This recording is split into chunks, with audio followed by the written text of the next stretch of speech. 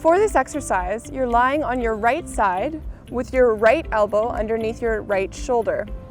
I've got my right obliques engaged, and I'm going to be bent through my right leg and straight through my top left leg.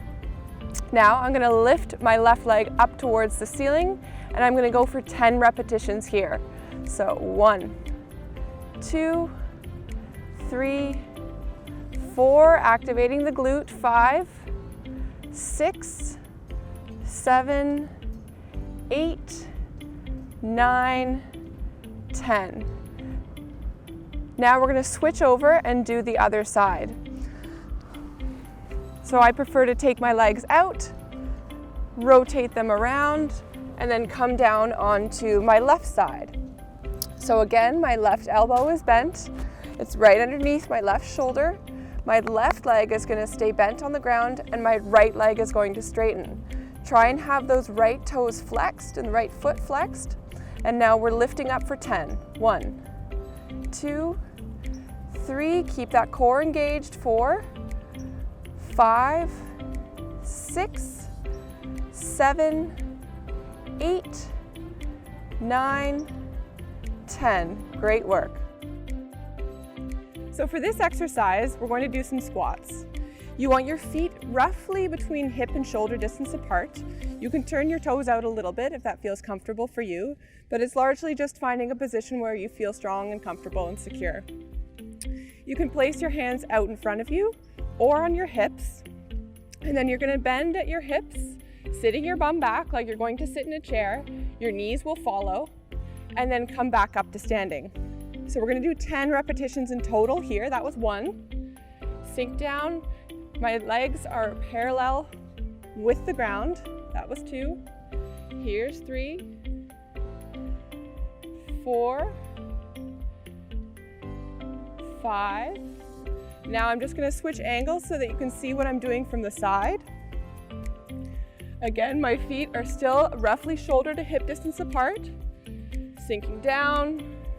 That was 6, 7. Quads are parallel with the ground. 8, 9, and 10. For this exercise, we're going to be working the muscles of your chest. So we've progressed to make this a little bit more challenging from your wall push-ups to more of an elevated push-up. So I've found a railing, and I'm going to be on my toes with my hands roughly shoulder distance apart. And I'm going to lower my chest towards the bar, bending at my elbows and keeping my spine nice and straight and my core engaged. And then I'm going to press up. So we're going to do 10 repetitions here. Make sure to keep that core nice and tight so that your hips don't sag. 1, 2, 3, 4, 5, 6, 7, 8, 9, last one, 10.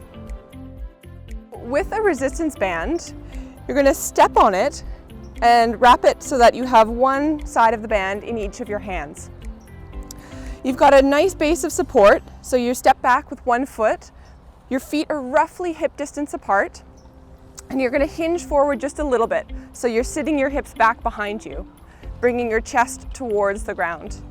From here, you're going to row, pull the band up, squeezing your shoulder blades together behind you, and you're going to hold this for 5 seconds. So 5, 4, 3, 2, 1, and then release. So we're going to do 10 repetitions here. I know it's similar to an exercise we've done in previous videos, but the challenge is that time under tension, holding for 5 seconds, so making sure you're doing that.